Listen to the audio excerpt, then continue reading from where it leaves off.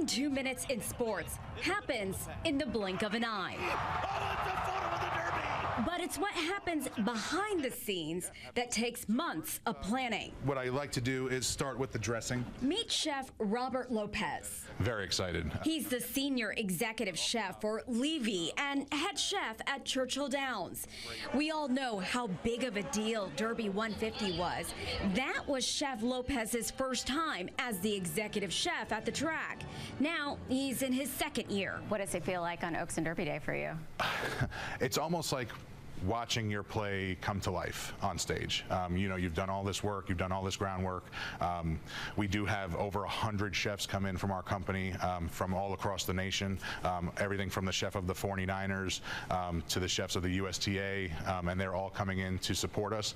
So when you see that grand army come in of all these high caliber executive chefs, you almost take a sigh of relief, and those guys are here to relieve you on the battlefield, if you will, and then you get to see your plan come to life. Chef Lopez had a hand in every item on this year's Derby menu. He gave us a peek at what's on it. Some great grape tomatoes. Chef Lopez made the grilled corn and tomato salad for us. And then that will be served with our pimento cheese dressing. There will also be duck fat roasted fingerling potatoes, lemon honey harvest Brussels sprouts, brown butter farro and roasted root vegetables, pan roasted chicken breasts, and Old Forester butter shrimp and orzo.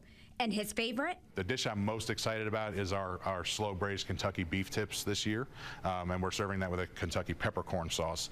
So that's really what I'm looking forward to. We've spent a couple of months developing that recipe and perfecting that recipe to where we can create that recipe for, you know, upwards of 30,000 folks a day. Since Chef Lopez brought up numbers, let's talk about that. When you're feeding about 170,000 people, you need a whole lot of food.